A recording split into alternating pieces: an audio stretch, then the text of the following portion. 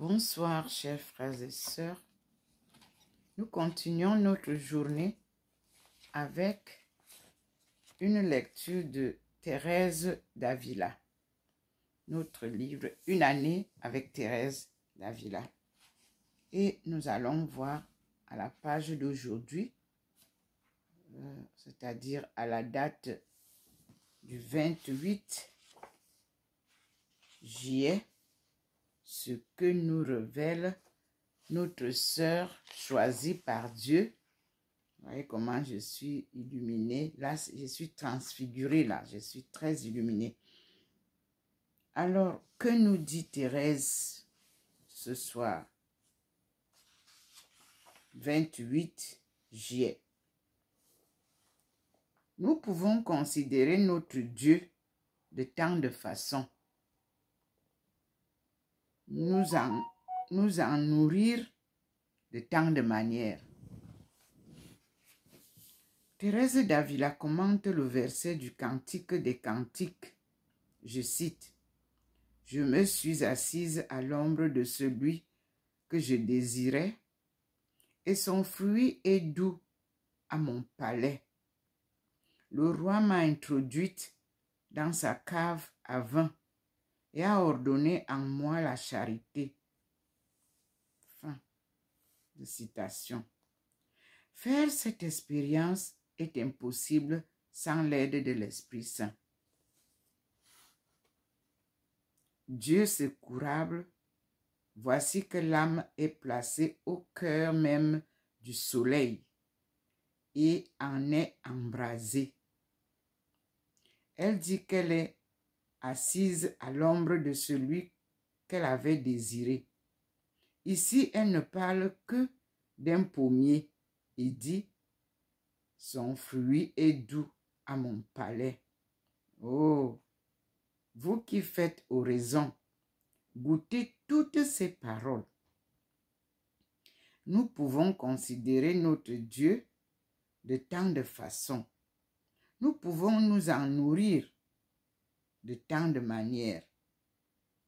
Il est la manne qui s'adapte à notre goût. Oh, quelle ombre céleste! Que je sache dire ce que le Seigneur nous fait connaître. Je me souviens des paroles de l'ange de la très sainte Vierge, Notre-Dame. Je cite: « La puissance du Très-Haut te couvrira de son ombre. » Point. Fermez les guillemets. Comme elle se sent abritée, l'âme que le Seigneur installe sous cette grande ombre. Ah oui. Elle peut, à bon droit, s'y asseoir et s'y sentir en sécurité. Il me semble à moi que l'Esprit Saint doit être ici, médiateur entre l'âme et Dieu, et qu'il la bouleverse de désirs si ardents, l'embrase d'un feu puissant, car il est très proche. Ô Seigneur, de quelle miséricorde vous faites preuve à notre égard.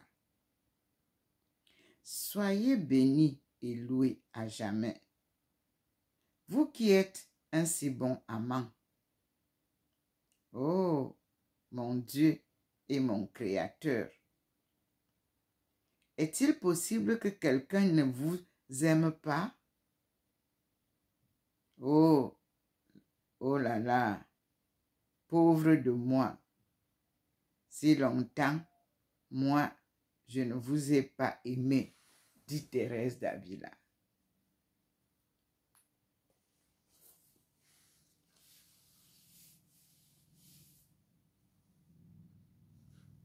Et elle ajoute à la suite, à la page suivante, c'est-à-dire la journée de demain.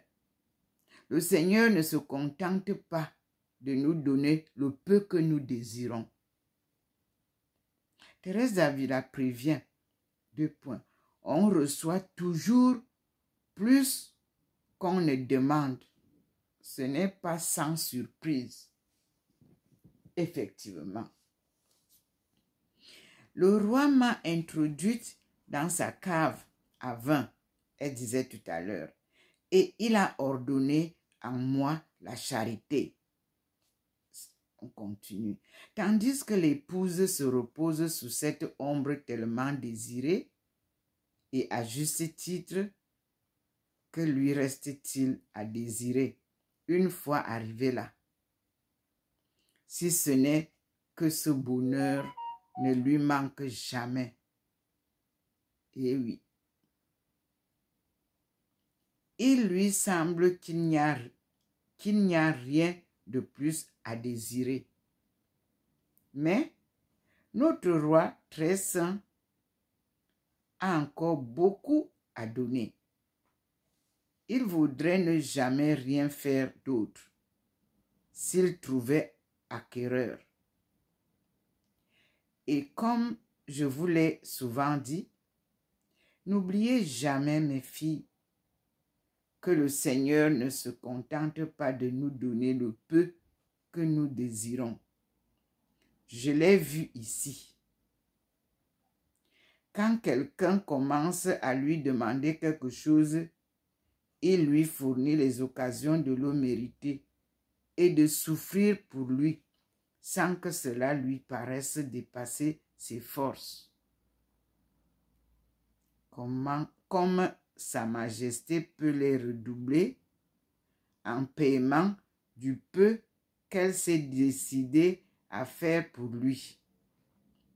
Elle lui envoie tant d'épreuves, de persécutions et de maladies que le pauvre homme ne se connaît plus, ou la pauvre femme ne se connaît plus.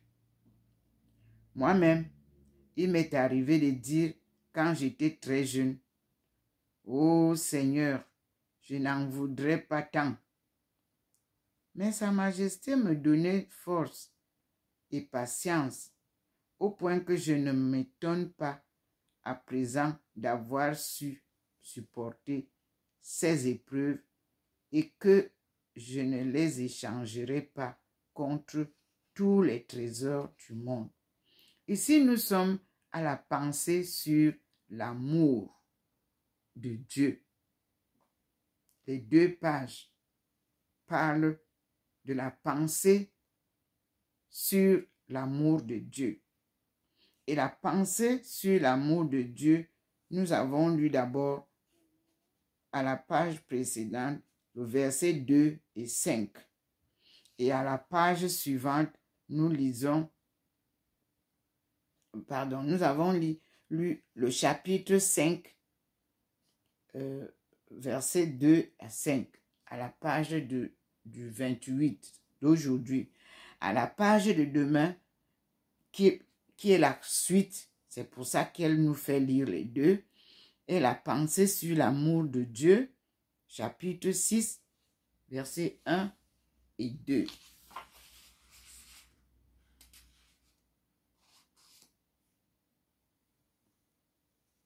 Merci Seigneur pour ces révélations.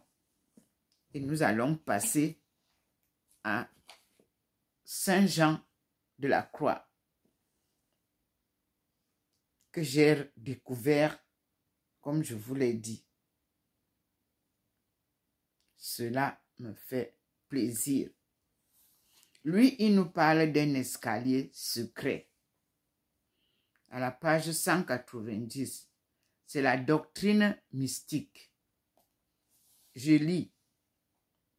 Toute cette marche des progressants se fait par un escalier secret. Cela veut dire qu'il y a des degrés dans l'amour et qu'il faut monter aussi longtemps qu'on est sur cette terre. Saint Bernard rappelle Jean de la Croix, a fort bien dit, je cite, « L'amour est une grande chose, mais il y en a Non, il y a en lui des degrés, l'amour.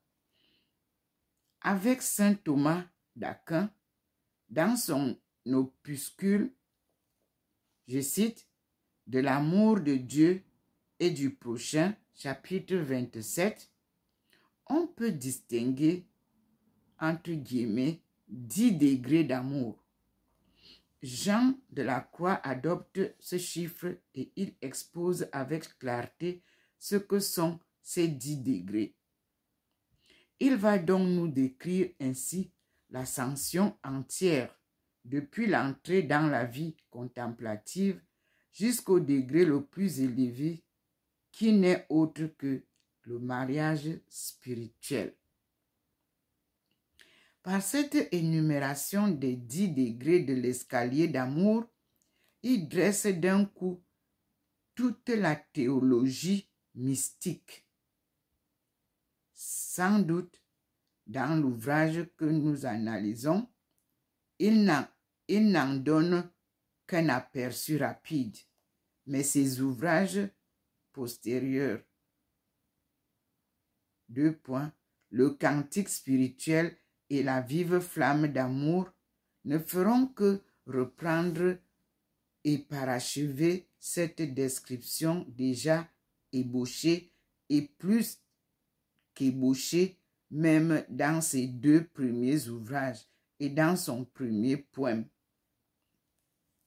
Aux différents degrés, nous avons cru pouvoir donner des noms qui sont un essai d'interprétation, mais qui ne sont pas de noms saints. Nous en prenons donc toute la responsabilité sans prétendre imposer notre sentiment. Premier degré, amour d'anéantissement et de désir. Au premier degré, l'âme est comme anéantie devant Dieu et malade d'amour. C'est ce premier degré que l'épouse du Cantique des Cantiques indique dans ces mots, je cite, « Je vous conjure, filles de Jérusalem, si vous trouvez mon bien-aimé, annoncez-lui à mon bien-aimé que je languis d'amour. » C'est le chapitre 5, verset 8. Puis nous passons, cette maladie ne va pas à la mort, mais à la gloire de Dieu, comme le dit saint Jean dans son chapitre 11, verset 44. Par cette maladie, en effet, l'âme se dégage du péché et de tout ce qui n'est pas Dieu, selon le mot du psalmiste. Je cite, « Mon souffle défaille, ne me cache pas ta face, sans quoi j'irai rejoindre ceux qui descendent au tombeau. » C'est le psaume 142, verset 7. Fermez la parenthèse. Dans ce premier degré, l'âme, comme un malade qui perd le goût des aliments, perd le goût des choses terrestres. Elle brise avec sa vie passée. Elle entre dans un monde nouveau. Il n'y a plus que Dieu qui lui plaise et qui l'attire. Mais ce genre de maladie est une très grande grâce qui ne peut venir que de Dieu. Alors se réalise pour l'âme cet autre mot du psalmiste, je cite, « Tu fis tomber une pluie abondante sur ton héritage et languissant, tu le réconfortas. » Fermez les guillemets, c'est le psaume 67, verset 10. Il est impossible d'entrer dans l'escalier secret de la montée vers Dieu si l'on ne commence pas ce dégoût et ce détachement universel du créé. C'est pourquoi nous appelons cet amour, je cite, l'amour d'anéantissement. C'est l'anéantissement de tout en dehors de Dieu à nos yeux. Il n'y a plus que lui qui compte et les choses n'ont plus d'autre valeur que dans la mesure où elles conduisent à lui, rapprochent de lui, unissent à lui. Dans ce premier degré, l'on n'a plus ni goût, ni joie, ni consolation, ni lumière, ni appui en quoi que ce soit hors de Dieu. C'est déjà un très bel amour, mais ce n'est pourtant qu'un début. Deuxième degré, l'amour de recherche. Du premier degré, on passe tout naturellement au second, sans même s'en apercevoir, comme un arbre grandit, sans qu'on puisse dire comment. Et ce second degré est celui de la recherche de Dieu sans arrêt. C'est ce que dit l'épouse du cantique dans ces mots. Je cite, « Sur ma couche, la nuit, j'ai cherché celui que mon cœur aime. » Point d'exclamation, fermez les guillemets, c'est le chapitre 3, verset 2. Ou c'est le cantique 3, verset 2. La même pensée est exprimée par le psaume 105, verset 4. Je cite, « Oui, cherchez Yahvé et sa puissance, sans cesse chercher sa face. » Point d'exclamation à la ligne. Cette recherche du bien-aimé est alors la grande affaire de la vie. L'épouse passe par bien des transes. Je cite, « Je l'ai cherché, dit-elle, et ne l'ai point trouvé. Je l'ai appelé, et il n'a point répondu. J'ai rencontré les gardes qui font la ronde la nuit dans la ville.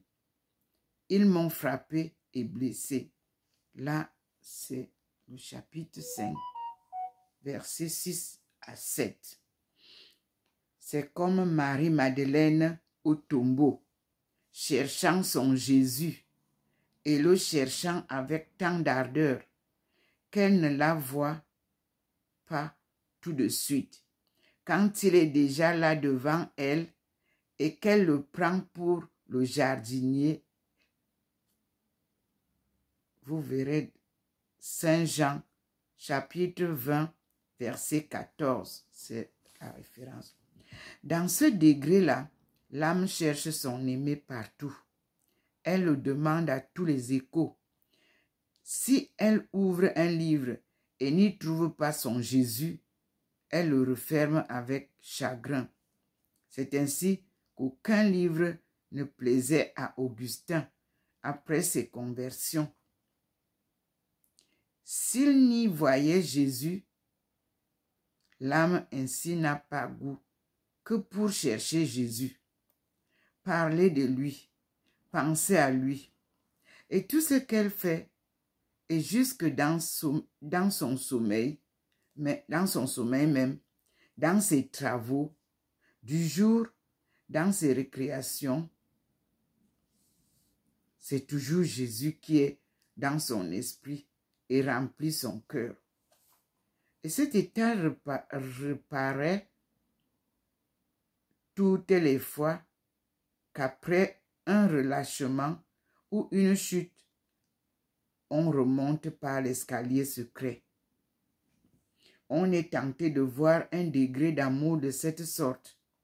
Dans les premières strophes du cantique spirituel que nous ne devons pas craindre d'introduire ici comme une suite naturelle de l'ouvrage double, je cite, « Montée du mont Carmel et nuit obscure de l'âme ». Je cite, « Cherchant mes amours, j'irai par ces monts et ces rivages. Ni je ne cueillerai les fleurs, ni je ne craindrai les fauves, et je franchirai forts et frontières. » Mais alors s'engage entre l'âme et les créatures un émouvant dialogue dont nous dirons plus loin les demandes et les réponses. Qu'il suffise de citer ici la conclusion dans laquelle perce la prédilection de notre saint pour les eaux limpides, si souvent contemplées par lui, à ce que nous disent les témoins de sa vie. Je cite: ô cristalline fontaine, si dans ces miroirs argentés tu formais tout à coup les yeux désirés que je tiens dans mes entrailles ébauchées. Troisième degré, l'amour du travail. Le troisième degré de l'escalier d'amour, c'est la volonté de l'âme de travailler pour son bien-aimé et d'être pleine d'ardeur dans ce travail. C'est de l'âme en cet état qu'il est dit, je cite, « Heureux l'homme qui craint Yahvé, qui met tout son plaisir à garder ses commandements. » Point d'exclamation. Fermez les guillemets. La référence nous envoie au psaume 112, versets 1 et 2. Si la crainte de Dieu, qui est fille de l'amour, agit ainsi dans l'âme, que ne fera pas l'amour même? Dans ce degré, l'épouse tient pour peu de choses tout ce qu'elle fait pour son bien-aimé. Elle trouve court le temps qu'elle lui consacre. Elle se sent toute enflammée d'ardeur. Jacob accepta de travailler 7 ans de plus pour Rachel. Mais si un amour humain est si fort, que ne doit pas faire l'amour divin? Ce qui cause alors à l'âme le plus de souffrance, c'est de ne pas pouvoir mieux faire, ni davantage pour son Dieu. Elle voudrait faire 1000 fois plus. Et tout ce qu'elle fait, elle le fait gratuitement, sans prétendre à aucune récompense. Elle se regarde comme servante inutile, selon le mot de l'Évangile.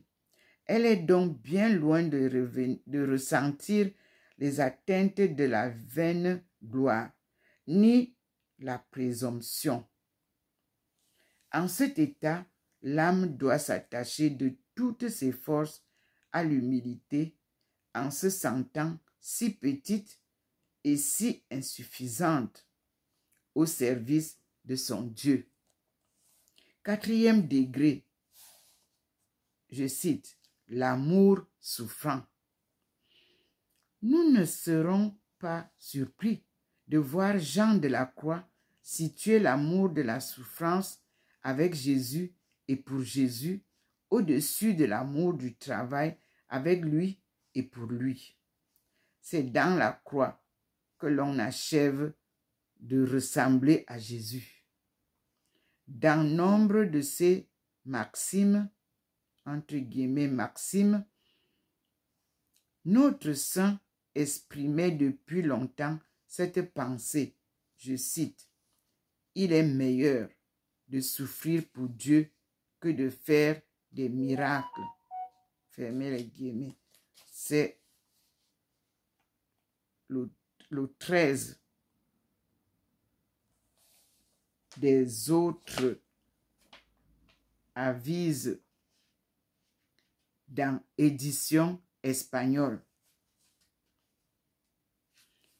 112 dans l'édition Lucien Marie, qui traduit du reste. Je cite, « Mieux vaut souffrir Dieu que faire des miracles. » Fermez les guillemets, au sens de souffrir l'action de Dieu. Fermez les guillemets à la ligne. Dans ce quatrième degré de l'escalier secret, dont l'âme consent pour son aimé à souffrir sans relâche et sans se plaindre, selon le mot de saint Augustin, Je cite, « L'amour estime tout ce qui est dur et pénible, facile et presque nul. Omnia, sueva et imania, prorsus, facilia et prope, nulla facit amor. » Entre parenthèses, sermo de verbis domini in Matteo. Matthieu. C'est dans les dispositions de cet état que l'épouse du cantique s'écrie, je cite, « Place-moi comme un sceau sur ton cœur, comme un sceau sur ton bras, car l'amour est insatiable comme la mort, son ardeur inassouvie comme l'enfer. » Fermez les guillemets, c'est le cantique 8, verset 6. L'esprit alors a tant de force et domine si bien la chair qu'il n'y attache pas plus d'importance qu'un grand arbre à une de ses feuilles. Elle n'a d'autre souci que de servir Dieu et de lui montrer sa reconnaissance. Elle détourne sa pensée de tout calcul de récompense pour ce qu'elle fait ou ce qu'elle souffre. Mais Dieu lui dira, comme il est écrit dans Jérémie chapitre 2, verset 2, je cite, « Je me souviens de l'amour de la jeunesse, de l'affection du temps de tes fiançailles, quand tu me suivais au désert, au pays inculte. » Fermez les guillemets à la ligne. L'âme qui aime vraiment ne redoute aucune souffrance, et la seule chose qui puisse l'affliger, c'est de pas assez aimer son Dieu. 5e degré, l'amour de conquête. Dans ce degré, l'âme est tellement oppressée par le désir de servir son Dieu et de s'unir à lui que tout retard, si bref qu'il soit, lui paraît demeurer douloureux. Et comme il lui arrive à chaque pas de voir son désir frustré, elle vit dans la véhémence douloureuse de son désir. C'est ce que dit le psaume 84, verset 2. Je cite, « Mon âme languit et défaille à désirer tes parvis. Ô Yahvé, mon cœur et ma chair tressaillent vers le Dieu vivant. » Fermez les guillemets. Dans ce degré, l'épouse ne peut s'arrêter de voir partout celui qu'il aime. Elle voudrait mourir plutôt que de l'offenser ou de ne pas le servir. Elle prononce le mot désespéré de Rachel. Je cite, « Donne-moi des enfants ou je meurs. » Point d'exclamation, fermez les guillemets. C'est dans Genèse 30, verset 1. Ce qui veut dire, je cite, « Donnez-moi des âmes, donnez-moi des conquêtes pour vous, sinon je meurs. » Point d'exclamation. Quand je ne pourrai plus travailler pour vous, faites-moi donc mourir. Point d'exclamation. Fermez les guillemets à la ligne. Ici, nous aurions tendance à citer les strophes suivantes. Strophes 8 à 11 du cantique spirituel. Et j'y vais. Mais comment continues-tu, ô vie, ne vivant pas où tu vis, et faisant que tu meurs, les flèches que tu reçois de ce que l'aimer en toi tu conçois. Deuxième strophe. Pourquoi après avoir blessé ce cœur ne l'as-tu pas guéri? Et après me l'avoir ravi, pourquoi l'as-tu ainsi délaissé? Et ne prends-tu pas le vol que tu as dérobé? Troisième strophe. Apaise mes impatiences, puisque nul ne peut les dissiper, et que mes yeux te voient, puisque tu es leur lumière, et que pour toi seul je veux les garder. Enfin le dernier. Découvre ta présence, et que ta vue et ta beauté me tuent. Considère que la douleur d'amour ne se peut guérir que par la présence et la face à face. Sixième degré, l'amour d'envol ou de course rapide vers Dieu. Dans le sixième degré, l'âme court avec légèreté vers son Dieu. Il a avec lui de nombreux contacts et sans lassitude. Elle court dans l'espoir de le rencontrer. C'est l'amour qui lui donne des forces et des ailes. Le prophète Isaïe a bien décrit cet état quand il a dit, je cite, « Ceux qui espèrent en Yahvé renouvellent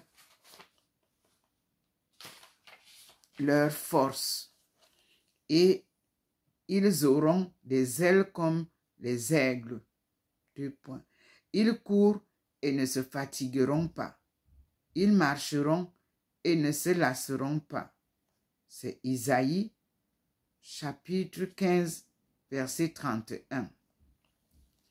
Même pensée dans le psaume 42, verset 1. Je cite, « Comme le cerf aspire après les eaux courantes, ainsi mon âme soupire après toi. Elohim. Mon âme a soif d'Elohim, du Dieu vivant. » Point d'exclamation, fermez les guillemets, à la ligne. La cause de cette légèreté, de ce grand élan vers Dieu, est évidemment la puissance de l'amour qui est dans cette âme. C'est alors qu'elle s'écrie avec le psaume 119, verset 32. Je cite, « Je veux courir dans le chemin de tes préceptes, car c'est toi qui dilates mon cœur. » Point d'exclamation, fermez les guillemets. Il ne semble pas disputable que c'est le même degré de l'escalier secret, entre guillemets, l'escalier secret, qui est indiqué dans la strophe suivante du cantique spirituel. Je cite, « Éloigne-les, mon bien-aimé, car je vais m'envoler.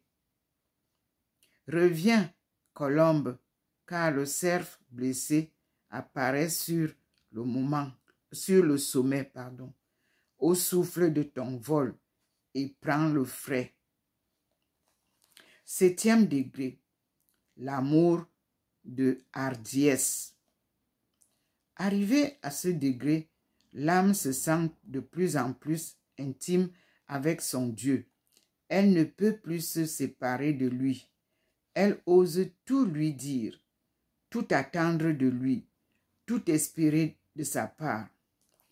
Saint Paul a décrit cet état quand il a dit, je cite, « La charité croit tout, espère tout, supporte tout. » Fermez les guillemets. C'est 1 Corinthiens, chapitre 13, verset 7. Moïse était pénétré de cet amour quand il disait à Dieu, je cite, « Ah, si tu leur pardonnais leurs péchés. Sinon, efface-moi plutôt de ton livre que tu as écrit. »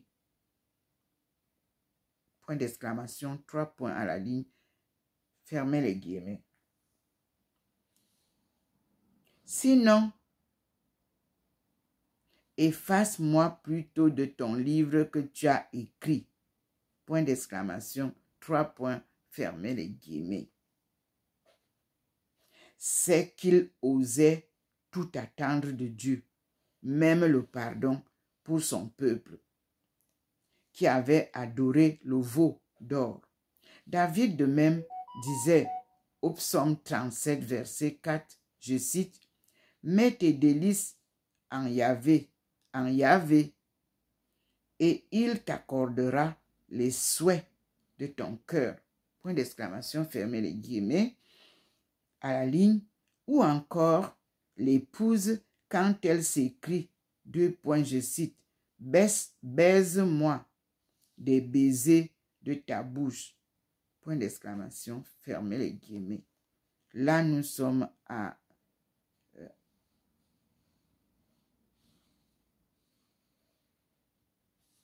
1, verset 1. Il est clair que l'âme ne peut oser parler de la sorte si elle ne sent pas, comme Esther, qu'elle a trouvé grâce aux yeux de son roi. Elle ne perd pas pour autant cette humilité qui l'a conduite jusqu'à ce degré, mais la véhémence de son amour lui donne de sainte audace. Point d'exclamation. Et c'est cela qui l'inspire en cet état. Sans doute, peut-on interpréter comme appartenant à ce degré ce qui est dit aux strophes 14 et 17 et 20, non, aux strophes 24 à 27, du cantique spirituel que je cite, 1, 2, 3, 4 strophes. Première strophe. Notre lit fleurit, de cavernes de lions enlacées, de pourpre tendu, de paix édifiée, de 1000 écus d'or couronnés. 2. À la quête de ta trace, les jeunes filles courent au chemin, au choc de l'étincelle, au vin aromatisé, émission de baume divin. 3. Dans le secret du cellier de mon aimé, j'ai bu. Et quand je sortais, je ne savais plus rien. Et je perdis le troupeau que je suivais jadis. 4. Là, il me donna sa poitrine. Là, il m'enseigna une science très savoureuse. Et moi, je lui donnai en vérité tout moi-même, sans rien excepter. Là, je lui promis d'être son épouse. 8e degré, l'amour des fiançailles divines. Au 8e degré se réalisent les fiançailles de l'âme avec son divin époux. C'est alors qu'elle s'écrie comme au Cantique des Cantiques, je cite, « J'ai trouvé celui que mon cœur aime et je ne l'ai pas lâché. » Fermez les guillemets. À vrai dire, si cet état durait, ce serait déjà la gloire céleste. Mais les fiançailles ne sont pas encore l'union définitive. L'âme a trouvé celui qu'elle cherchait, mais elle ne peut encore rester constamment en sa présence. Elle n'a pas le bonheur de le posséder sans interruption, mais seulement par intervalles et pendant de courts mais intense instant. Elle reste ce qu'était Daniel, je cite, homme de désir. Mais Dieu aime ceux qui ont de grands désirs, car il est écrit au livre de ce prophète, c'est-à-dire Daniel, chapitre 10, verset 11. Je cite, Daniel, homme de désir, c'est-à-dire homme bien-aimé de Dieu. Fermez la parenthèse. Tiens-toi debout, car tu es un homme de désir. Point d'exclamation, fermez les guillemets. Dieu est si bon qu'il consent à prendre nos grands désirs d'amour pour lui, pour une réalité. Ces grands désirs d'amour caractérisent donc ce 8e degré. On remarquera que tout au long des degrés de l'échelle d'amour, c'est le désir de Dieu qui mène le jeu. On est malade du désir d'aimer Dieu dès le 1er degré, comme nous l'avons dit plus haut. On cherche Dieu par désir au second. On travaille pour lui. On souffre pour lui. On voudrait lui gagner des âmes. On court et on vole vers lui. On ose le baiser avec les anges par désir. Enfin, on réalise avec lui les fiançailles dans l'intensité du désir d'être à lui seul. Point d'exclamation à la ligne. 9e degré, l'amour de suavité. Le 9e degré est celui où l'âme est consumée de suavité. Ce degré n'est plus celui des simples progressants, mais bien des parfaits, entre guillemets, progressants, entre guillemets, et parfaits, entre guillemets, qui se consument d'amour. Fermez les guillemets, se consument d'amour. On trouverait un tel état chez tous les grands saints. Ce mot que nous venons de souligner, je cite,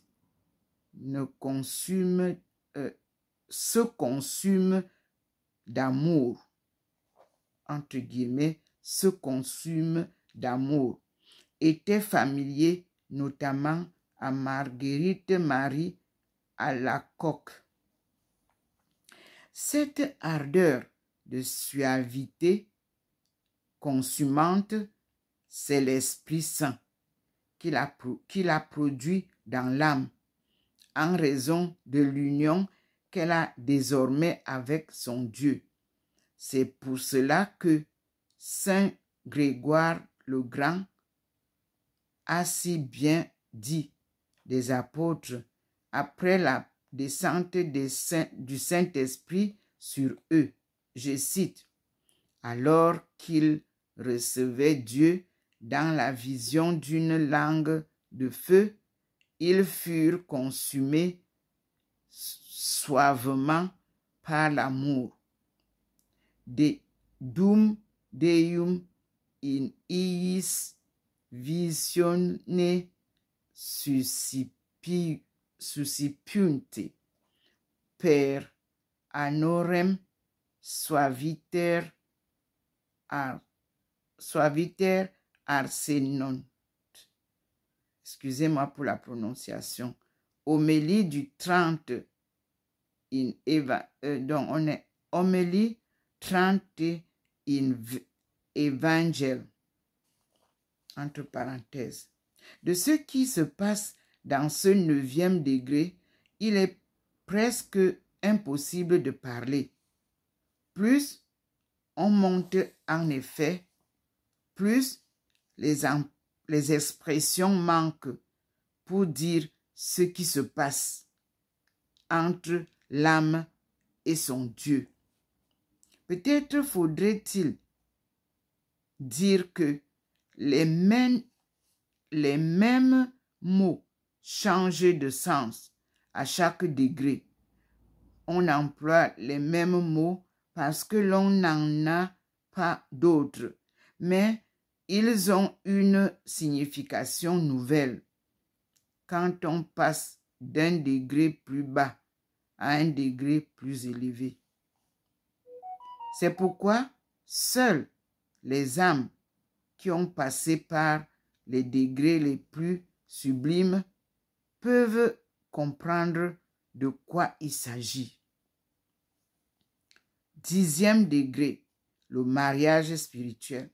C'est en ce 10e degré que s'achève l'ascension vers la perfection. On ne monte pas plus haut, ni en ce monde, ni en l'autre. Alors seulement on peut dire, je cite, « Ô nuit qui a uni l'aimer avec l'aimer, l'aimer en l'aimer transformé. » Par le mariage spirituel, l'union à Dieu est définitive. L'union à Dieu est définitive. Il y a assimilation de l'âme avec son Dieu. Un tel état introduit directement à la gloire et à la vision béatifique sans passer par le purgatoire. Il est bien peu d'âmes qui y atteignent en cette vie. Il faut pour cela arriver à la parfaite pureté du cœur. Le mot de notre Seigneur, je cite, « Bienheureux ceux qui ont le cœur pur, car ils verront Dieu. » Fermez les guillemets. C'est donc Saint Matthieu, chapitre 5, verset 8. Se vivifie. Donc, on dit, bienheureux ceux qui ont le cœur pur, car ils verront Dieu. Saint Matthieu, chapitre 5, verset 8.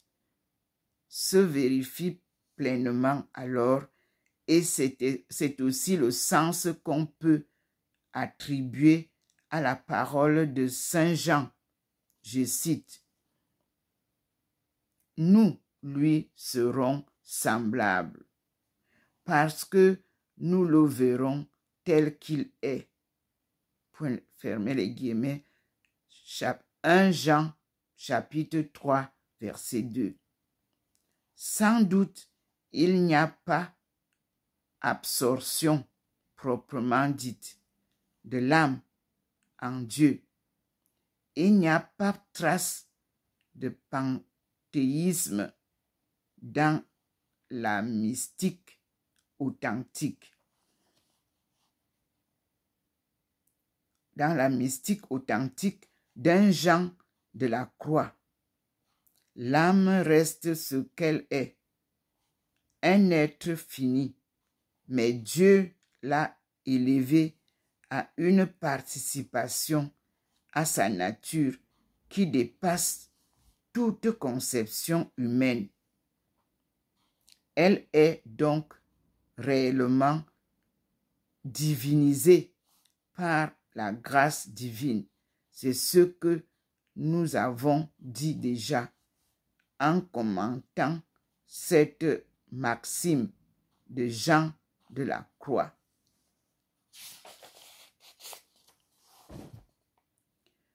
Je cite, « Ce que Dieu prétend, c'est de nous faire Dieu par participation, alors qu'il l'est par nature, comme le feu convertit toute chose en feu. » Conclusion. Par cette échelle secrète, Jean de la Croix a donc passé en revue tous les degrés de la mystique. Son grand traité, monté nuit obscure, n'en faisant qu'un seul, est ainsi encadré entre un cantique en 8 strophes qui dessinait par avance toute l'ascension et une description des 10 marches d'escalier qui la reprend point par point de la base de la montagne à son plus haut sommet.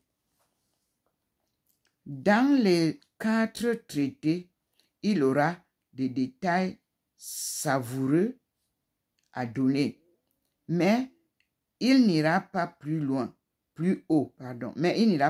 haut. Toute sa théologie mystique est donc contenue déjà dans ce seul traité double. Et c'était cette doctrine arrêtée et précise qu'il portait désormais partout où il allait et dont il s'inspirait dans ses actes personnels comme dans son action si puissante sur les âmes qu'il lui était donné d'atteindre. Nous allons le suivre maintenant dans le reste de sa vie et cette vie même sera le meilleur commentaire de son enseignement. Fin du chapitre de Saint Jean de la Croix que nous venons d'ébaucher pour déterminer la doctrine mystique qui nous a été donnée sur l'amour. Merci Seigneur, merci Jean de la Croix. Et ainsi, nous avons la bénédiction qui tombe sur nous. Regardez vous-même. Alors, j'espère que vous allez voir cette bénédiction vous aussi et prenez-la. J'ai terminé ce que le Seigneur m'a donné comme lecture, enseignement de Thérèse d'Avila et de Saint Jean de la Croix. Les deux saints sont là. Parce que j'ai vu cet après-midi qu'il y avait un signe au milieu entre entre Marie de Magdala et nous, c'est-à-dire Thérèse d'Avila et moi. Merci Seigneur, merci pour la bénédiction. Vous aussi prenez-la.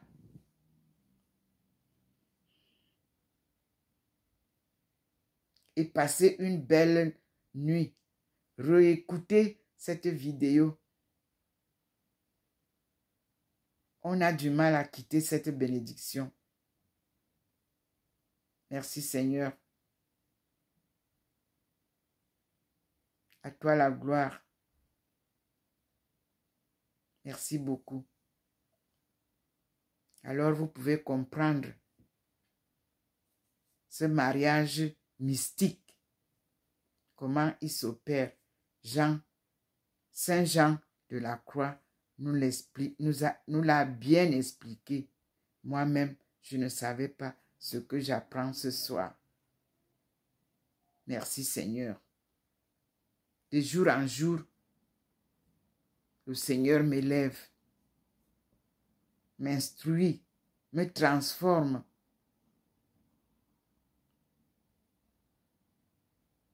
Merci pour ces enseignements. Merci pour cet amour. de Yahvé pour nous. Merci pour toutes les bénédictions que tu nous donnes. Frères et sœurs, passez une belle nuit sous la pluie de bénédictions que nous recevons. C'est magnifique.